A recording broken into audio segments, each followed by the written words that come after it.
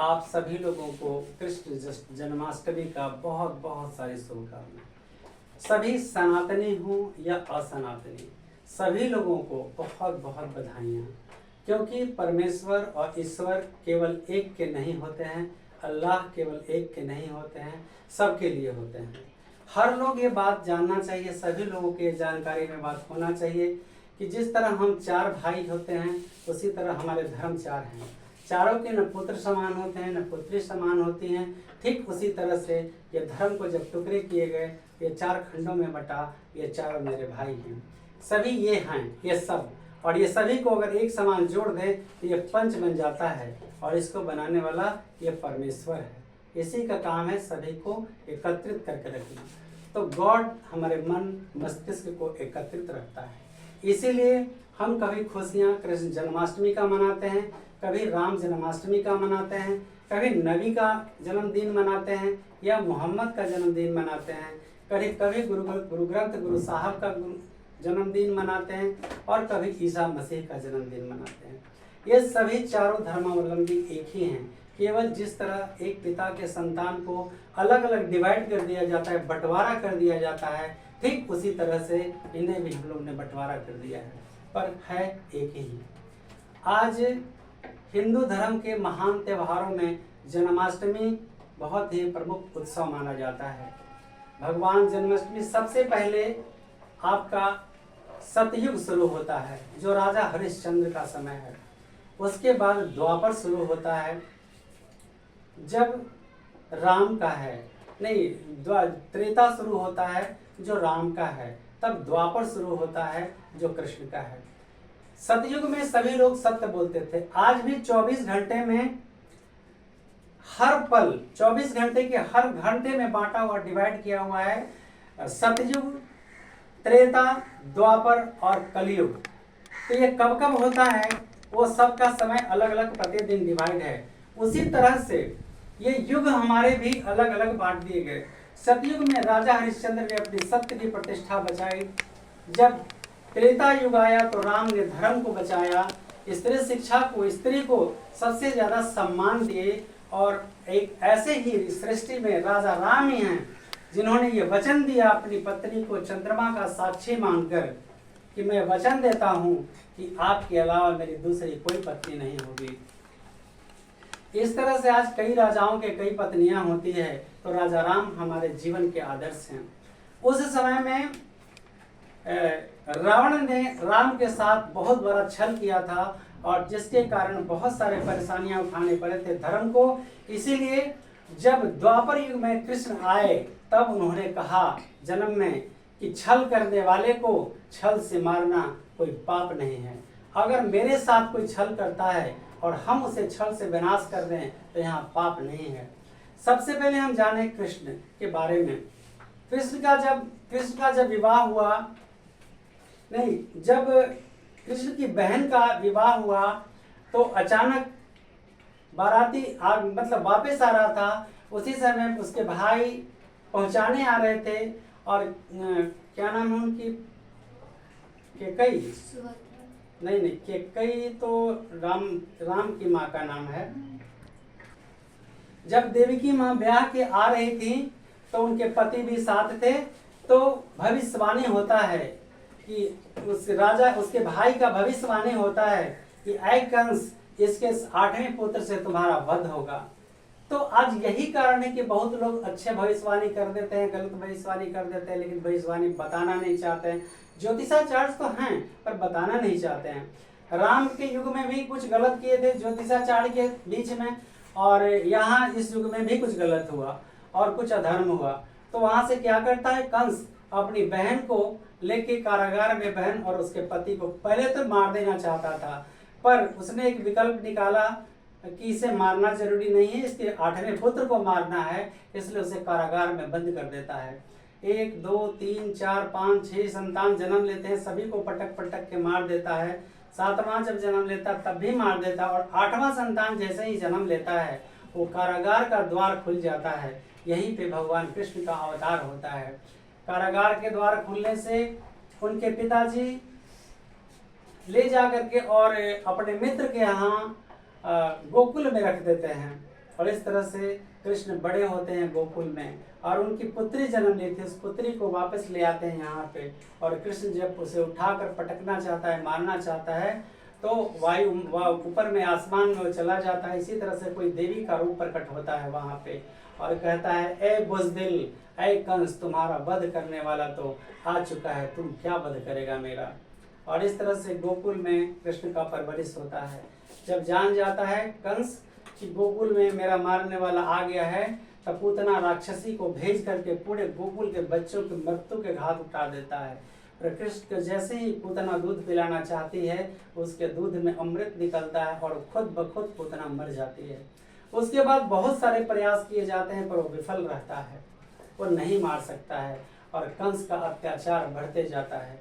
गोकुल के सारे दूध मथुरा जाता था और वहाँ पे जो कुछ भी जीविकोपार्जन का साधन चलता था। अब जीवन लीला में एक बहुत बड़ी बात होती है कृष्ण का, कि कृष्ण का कहा जाता है कि राधा के साथ विवाह भी हुआ था और वृंदावन में हुआ था। वृंदा मतलब होता है तुलसी, तुलसी के वन में हुआ था। एक बार अचानक नंद बाबा खोज रहे थे, कन्हैया कन्हैया कन्हैया कन्हैया, इतनी बड़ी तूफान आता है कि कन्हैया गुम हो जाता है और राधा रानी भी गुम हो जाती हैं। इसी बीच विवाह का मंडप बनता है और इसका सबसे बड़ा साक्षी स्वयं ब्रह्मा है। ब्रह्मा को ऐसा लगा कि हम इस उत्सव में शामिल हो जाएं, पर उनके मित्र शामिल होने से उनके जो दोस्त थी राधा की कही कि नहीं नहीं नहीं, भागी यहाँ से, भागी, भगा रहा था। लेकिन कहे कि भाई मैं बिना कुछ दान दक्षिणा लिए मैं इनकी शादी देखूंगा। तो भगवान कृष्ण तो अवतार थे, नारायण के अवतार थे, उन्होंने कहा अरे भाई नहीं कुछ लेगा तो पूजा कराने दो, इनको शादी कराने दो। तो शादी की विधि से रस्म कुछ पूरा करते हैं और उनकी सखियां बाकी पर भगा देती हैं। उस समय ब्रह्मा अपने आप को बहुत गौरवान्वित महसूस करते हैं कि मैं खुद नारायण का विवाह में शामिल हुआ। लेकिन पता नहीं आगे समय बढ़ने के साथ ही याद रहता है या नहीं, क्या होता है पता नहीं, कैसे कैसे होता है। एक बार मैं कहावत सुना कि ये बात किसी को पता नहीं था। एक बार राधा बहुत प्रेम करती थी कृष्ण से, तो कृष्ण के एक बार राधा क्या एक बार माला जो था वो पकड़ ली थी कृष्ण। तो यहाँ राधा तो बहुत प्यार करती थी कृष्ण से, और क्योंकि उनकी पलकें राधा की खुली थी कृष्ण को देख करके ही, नहीं वरना उनकी पलकें नहीं खुलती। और इस तरह से एक मोती को छू देते हैं तो मजाक से राधा कह देती हैं कि क्या आपके नंद बाबा की है औकात ऐसे मोती देने का, अगर ये टूट गया तो फिर शादी का रिश्ता आता है। बहुत कृष्ण दुखी हो जाते हैं। कृष्ण के यहाँ, नंद बाबा के यहाँ आता है शादी का प्रस्ताव। वो किसी रजवाड़े के घर की बेटी थी, गांव का नाम है तो एक बार साने की राजा एक बार उनके प्रस्ताव लेके भेजी। 5 थाल मोतियां था, बाकी सब सामान थे। वो सब आए, देखे 5 थाल मोतियां देख के तो सभी लोग बड़े खुश हो गए। और कृष्ण क्या किए, अपनी आदत से लाचार थे, चुराने से लाचार थे। एक मुट्ठी मोती निकाले, जाके पीछे बागवानी में छिट दिए। अब जिस दिन यहाँ से बस जब गोकुल से जाना था उनके यहाँ, तो वहाँ 101 मोतियों का भेज दिए थाल। बोले भाई इतना कहाँ से आया? तो बोले अरे कन्हैया से पूछे, तो मोती तूने निकाला है ना? तो बोले हाँ, कहाँ फेंका? तो पीछे देख रहे कि मोतियों का पेड़ लगा हुआ है। तो उसी में से तोड़ करके 101 थाल मोती भेजे थे। राधा को मन में बड़ा दुख लगा कि मैंने कृष्ण को कौन ऐसी बात कह दी जिससे कृष्ण इतने दुखी हो गए। राधा व्याकुल होने लगी। इस बीच में क्या होता है, राधा के गांव में कान्हा चूड़ी बेचने वाली बन के जाते हैं। देखो श्याम चूड़ी बेचने आया। बहुत तरह की लीलाएं करती हैं। राधा जब बड़ी होती हैं धीरे धीरे तो एक तरह से ऐसा समय आता है कि गोकुल वृंदावन छोड़ना पड़ता है कृष्ण को, क्योंकि कंस का अत्याचार बढ़ चुका था, उसका वध करना जरूरी था और वो गोकुल चले जाते हैं। पल भर की यहाँ बातें हैं। जब गोकुल राधा छोड़ रहे थे, जब गोकुल कृष्ण छोड़ रहे थे तो सारे लोगों को वियोग था, बहुत दर्द था, बहुत वेदना थी कि गोकुल छोड़ रहा है कृष्ण, गोकुल छोड़ रहा है। राधा भी व्याकुल थी, सभी की व्याकुलता तो दिख रही थी। क्या कृष्ण की व्याकुलता किसी ने देखा? वो तो केवल कृष्ण को छोड़ रही थी, लेकिन कृष्ण तो सबको छोड़ रहे थे। उनके मन में कितना व्याकुलता था, जरा कल्पना करिए। लोग कहते हैं क्या क्या बातें। कृष्ण जाते हैं वहां राजपाट में व्यस्त हो जाते हैं। इस तरह से उन्हें एक संवाद आता है कि द्वारिकाधीश एक सुकन्या आपसे अति प्रेम करती है और उसका विवाह तय हो रहा है, उसका नाम था रुक्मिणी। तो रुक्मिणी कभी कृष्ण को देखी नहीं थी, लेकिन कृष्ण के नाम से प्रेम था, उनके आश्चर्यजनक कार्यों से प्रेम था। उन्होंने जो नाग मारा था, पर्वत को उठा लिया था उंगलियों पे, इन सब बहुत बड़े बड़े कारनामों को सुन के वो कृष्ण से प्रेम करने लगी थी, अपनी मूर्ति मन में बसा ली थी रुक्मिणी। तो एक अपने गुरु के माध्यम से, पंडित के माध्यम से वो संवाद भेजती है कि अगर कृष्ण हमें ब्याह कर नहीं ले जाएंगे तो मैं आत्महत्या कर लूंगी। अंत में वो पंडित आता है और बताता है कि हे भगवान, आपके कारण किसी का प्राण जा सकता है, आप उसे बचा सकते हैं। इस तरह से वो जाते हैं कृष्ण उसके घर और उसका अपहरण करके ले आते हैं। उसका भाई जब बीच में आता है तो उसे खत्म कर देते हैं, कहते हैं वापस लौट जाओ। युद्ध होता है, उसे घायल कर देते हैं, कहते हैं चले जाओ वापस। वो काफी शक्तिशाली थे क्योंकि वो नारायण के अवतार थे। फिर इसी तरह एक शादी उनका होता है किनके साथ? रुक्मिणी के साथ। दूसरा शादी होता है जामवंती के साथ। लगभग 18 दिन एक हीरा चुरा के ले गए थे, जिन पर उन पर आरोप लगा था कि चुरा लिए हैं। तो उसको पता करते करते पता चला कि वो गुफा में है।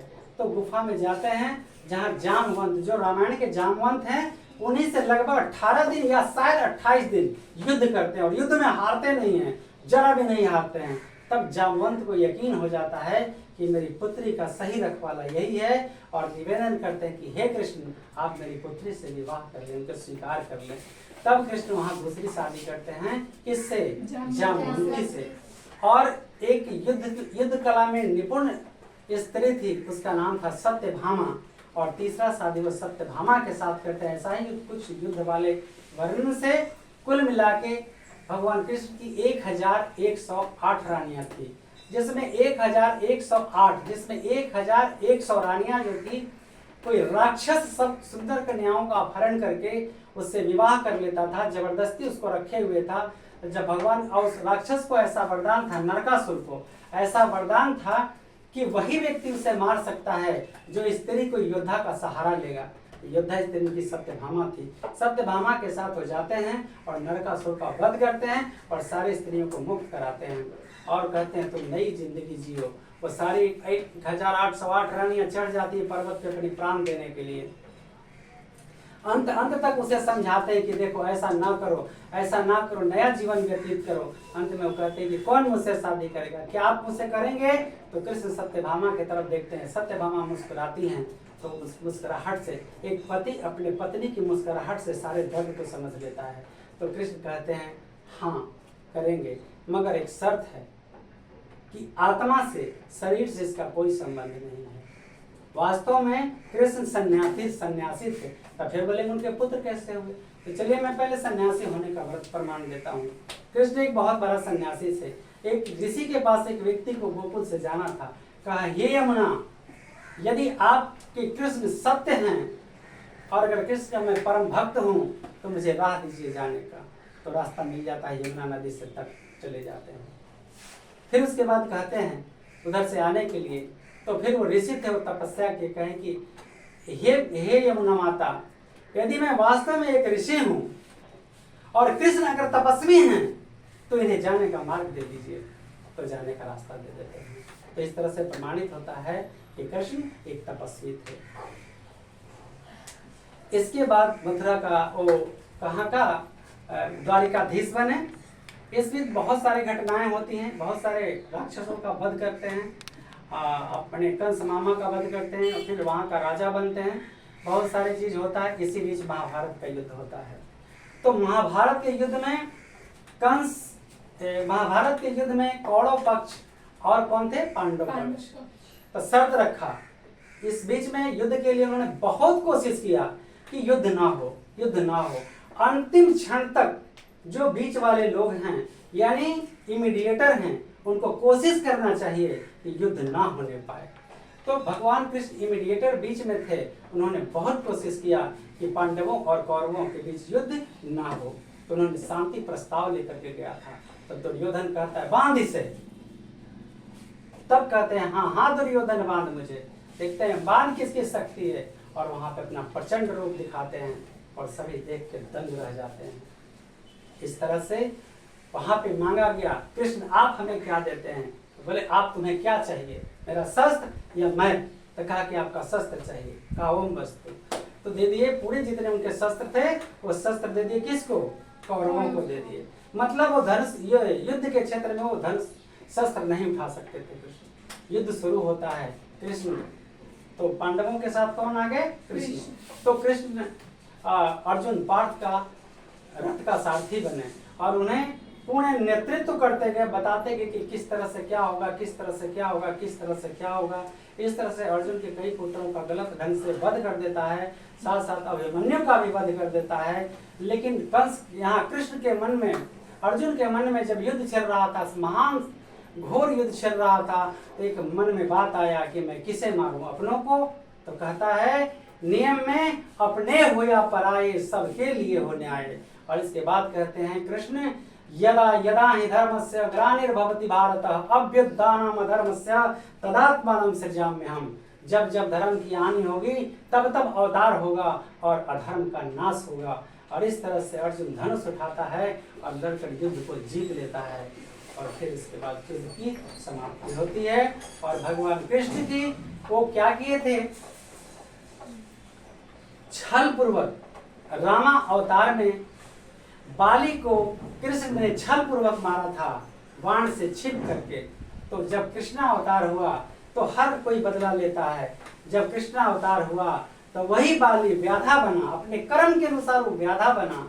और कृष्ण ऐसे अड़ के खड़े हुए थे तो उसने हिरण समझ के बाण चलाया, उनके नाखून में लग गया।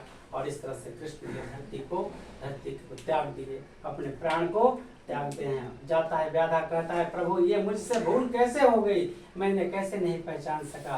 तो कहे ये तेरी भूल नहीं है, ये मेरे पूर्व जन्म के कर्मों का फल है, क्योंकि मैंने ही अगली बार तुझे छिप के मारा था, इसलिए तूने भी छिप के मारा है। इसलिए जैसी करनी वैसा फल, आज नहीं तो निश्चित कल। आज हम लोग कृष्ण जन्माष्टमी किए हैं, व्रत करते हैं या जन्माष्टमी है, तो इस पर हम लोगों के अंदर के कंस को मारना चाहिए। हर एक के अंदर कंस है, उसे मारिए। और कृष्ण के रूप में आप अपने अंदर को समझिए, राधा बनिए, बाला बनिए। लड़की हैं तो बाला राधा बनिए, त्यागी बनिए। और अगर कृष्ण बनना है तो कंस को मारिए। राधा ने कृष्ण के लिए क्या त्याग किया था आपको पता है? द्वारिका में आकर के राधा नौकरानी का रूप में काम की थी, दासी के रूप में काम की थी। लेकिन उसने देखा कि मेरे कृष्ण वो नहीं हैं जो पहले थे, अब तो कृष्ण बदल चुके हैं। और राधा वरदान मांगी थी कृष्ण से कि आप तो जा रहे हैं, मतलब पहले ही वरदान मांगी थी बहुत पहले कि हम आपसे बिछड़ रहे हैं, पर हमें वादा करिए कि जब हम इस दुनिया को छोड़ेंगे तो आप मेरे सामने होंगे। ठीक पिछले जन्म में भी रावण वरदान मांगा था, और यहाँ पे तो वरदान देते हैं कि ठीक है जब तेरी अंतिम समय आएगा तो मैं तेरे सामने रहूंगा। तो राजा के अंतिम समय में ये ध्यान मग्न होकर कहता है कृष्ण, तो कृष्ण वहाँ प्रकट हो जाते हैं, उसके अपने जंघा पे सर रखते हैं और राधा प्राण त्याग देती है। उसी समय कृष्ण बांसुरी तोड़ देते हैं और कहते हैं कि राधा नहीं तो बांसुरी नहीं, जिसके लिए बांसुरी था अगर वही नहीं तो फिर मेरे पास बांसुरी क्यों? और उस दिन से हमेशा उदास रहने लगे, हमेशा उदास रहने लगे। बहुत सारे चीज जो पूर्व जन्म मतलब कि द्वापर युग में जो त्रेता युग में घटना घटा था उसका बहुत सारे संबंध आपको द्वापर युग में मिलता है। तो अगर मारना है तो अपने अंदर के रावण को मारिए, और अगर लड़की है तो सुपर्णखा को मारिए। अगर लड़की है तो अपने अंदर के सुपर्णखा का वध करिए, अगर पुरुष है तो अपने अंदर रावण का वध करे। अगर इस युग में आते हैं, आज भगवान कृष्ण का जन्म है, तो अपने अंदर राधा बनाइए। हर लड़की एक राधा है और हर लड़का एक कृष्ण है। गीत में हम लोग गाते हैं ना, तो कृष्ण बनेंगे तो दुष्ट का दलन करेंगे, आप राधा बनेंगे तो प्यार का ऊर्जा दुनिया में संचालित करेंगे। कैसे? त्याग करके। आप माँ रूप में, आप बेटी रूप में हैं तब भी आपको त्यागना पड़ता है, जब आप बहन रूप में हैं तब भी आपको त्यागना पड़ता है, जब पत्नी रूप में होंगी तब भी आपको त्याग करना होगा, और माँ के रूप में जब बनेगी तो महात्याग करना होगा कि जब बच्चे को माँ जन्म देती है तो पता नहीं वो जीवित रहेगी या मर जाएगी। एक ऋषि ने कहा था कि हे माता, आप जानती हैं कि प्रसव में इतना पीड़ा होता है, तो फिर आप बच्चे संतान को जन्म क्यों देती हैं? तो माँ कहती है, हे ऋषिवर, आप क्या जाने इस दर्द में भी सुख का अनुभव, ये आप नहीं समझ पाएंगी, इसे वही समझ पाएंगी जो अगर आपकी ऋषि पत्नी होती तब इस वेदना को समझ पाती। इसमें तमाम वेदनाओं में भी, मतलब अनंत वेदनाओं में भी इसमें सुख का अनुभव होता है। इस तरह आज जन्माष्टमी है, सच्चे हृदय से भगवान का नाम लीजिए। और फिर क्या, ईश्वर क्या है? What is this Ishwar? God. God, जिस तरह से हम अच्छे क्वालिटी का साबुन लगा करके इस कपड़े को धोते हैं, तो गॉड रूपी नाम से हम अपने अंदर के मन के मैल को धोते हैं, और मन क्या हो जाता है? साफ हो जाता है, और ईश्वर में फिर एकाकार हो जाता है। अल्लाह का नमाज पढ़ते हैं तो नमाज में ये शरीर क्या हो जाता है? एकाकार हो जाता है, उसी में एकाकार में ढल जाता है और ईश्वर का रूप ले लेता है। ठीक है, जय हिंद, जय बिहार। बहुत सारे शुभकामनाएं सभी को, मुबारक हो जन्माष्टमी।